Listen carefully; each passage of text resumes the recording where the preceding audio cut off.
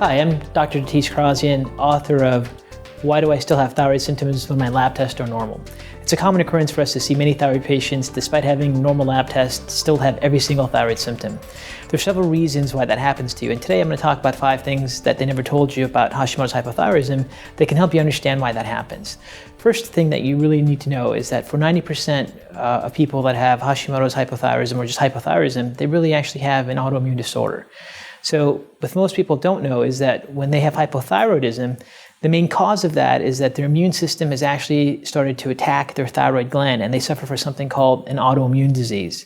An autoimmune disease is when your immune system, instead of attacking bacteria and viruses, attacks your own tissue. And for people that have hypothyroidism, for at least for 90% of them, their immune system actually attacks their thyroid tissue, and this is called Hashimoto's. The key thing about this is that when we look at the current approach for treating hypothyroidism, although thyroid medication is necessary because cells that produce thyroid hormones are destroyed in this process, the autoimmunity still needs to be managed. That this autoimmunity creates this inflammatory cascade, and these inflammatory cascades impact how thyroid receptors respond to thyroid hormones. They impact how thyroid hormones get converted to active states. So one of the key things that we know about many people that have hypothyroidism is that they actually have an autoimmune disease called Hashimoto's, and the mechanisms of the autoimmunity itself continue to cause many of the symptoms associated with hypothyroidism that usually are not addressed by thyroid medications alone. Did you know that most doctors don't test for Hashimoto's? And this typically occurs because insurance companies don't pay for the test to confirm it. So once someone gets diagnosed with hypothyroidism by having an elevated TSH, which is called a thyroid stimulating hormone test, the next step to determine if they have Hashimoto's will be to run thyroid antibodies. Thyroid antibodies are called TPO antibodies, and thyroglobulin antibodies. Both these antibodies are used to diagnose Hashimoto's. In the current model, these antibodies are not ordered because whether they're positive or negative, it doesn't change treatment. The treatment for hypothyroidism is to go on thyroid replacement for the rest of your life and to come in once a year to make sure that your immune system hasn't destroyed your thyroid gland further to see if they need to increase the dose. The current model for treating hypothyroidism is actually based on assuming that the patient has Hashimoto's.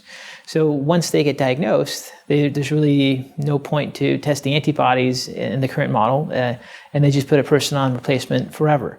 However, as a patient, it's really critical for you to know that if you actually do have an autoimmunity, because many times Hashimoto's is one of the first tissues that gets attacked in autoimmune disease, and it usually occurs with other collateral tissues as well. So many Hashimoto's people get autoimmunity to their joints, or they get joint pain, or they get autoimmunity to their intestines, they get chronic intestinal issues, they get autoimmunity to their adrenal glands and suffer from chronic adrenal exhaustion. So one of the key things that's critical for you to know is that if you've been diagnosed hypothyroidism by your doctor, make sure that you request thyroid antibodies and really confirm if you have this autoimmune component to your case. If you do, you will have a tremendous leap in your health and your outcome if you start to go into dietary and lifestyle factors that can impact autoimmunity and its expression. Did you know that if you have Hashimoto's, you need to go on a strict gluten-free diet? One of the easiest and most impactful ways to change the expression of this autoimmune response to the thyroid gland is to go off wheat. There's been numerous publications in the scientific literature that have found correlations between not only celiac disease, which is a genetic disorder and sensitivity against wheat, but actual just gluten sensitivity, which is just a mild intolerance to gluten, the protein found in wheat. If you have been diagnosed with hypothyroid Hashimoto's, it's really critical that you give yourself a period of time where you go on a strict gluten-free diet. Please remember though, if you're going on a gluten-free diet, you have to be 100% gluten-free to notice the benefits.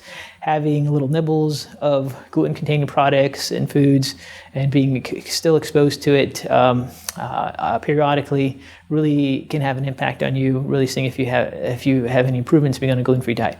Most Hashimoto's people have gluten sensitivity, and there appears to be a HLA-DQ 2 and 8 or a genotype susceptibility for many people that have Hashimoto's and gluten sensitivity. So it's very common to see both of them together. And one of the things we see clinically all the time with Hashimoto's people is that when they actually adopt a gluten-free diet, it makes a huge impact on their health.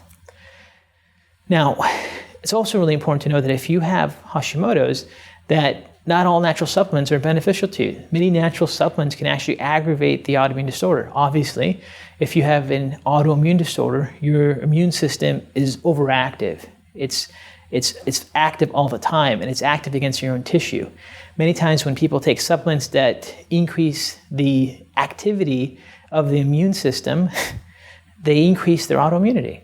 We also know that common supplements typically used for hypothyroid patients, like iodine, can even trigger Hashimoto's. There's now numerous papers in the scientific literature showing that when Hashimoto's patients are given iodine, the whole autoimmune condition can flare up. So when you have Hashimoto's, it's probably common that you've had reactions to many supplements that you've taken. Many of these supplements can actually aggravate your autoimmunity. Additionally, many supplements contain gluten.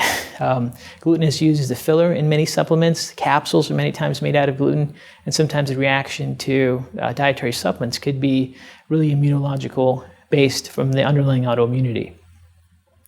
Did you know that the most common area of insult with Hashimoto's and hypothyroidism is brain degeneration, and your risk for Alzheimer's and Parkinson's increases if you don't manage the inflammatory autoimmune condition? And here's the other thing. As the brain starts to degenerate when people are deficient of hypothyroid hormones, where they haven't been diagnosed for a long period of time, or they have this underlying inflammatory reaction from their autoimmunity, or they have gluten sensitivity, which causes its own consequences on brain health and through inflammatory reactions, all those mechanisms accelerate brain degeneration. As the brain degenerates, people complain of fatigue and depression.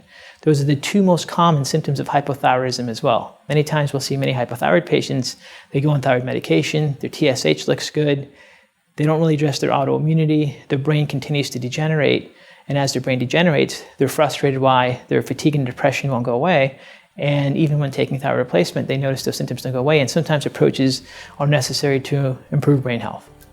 If you have further interest in understanding how the autoimmune perspective of thyroid can be managed with dietary, nutritional, lifestyle factors, please check out my books, Why Do I Still Have Thyroid Symptoms My Lab Tests Are Normal? And if you have an interest on improving your brain health, please check out my second book, Why Isn't My Brain Working? And we keep regular newsletters available for you to keep you updated on all the latest research at drknews.com. I'm Dr. Kharazzian, and thank you for watching today.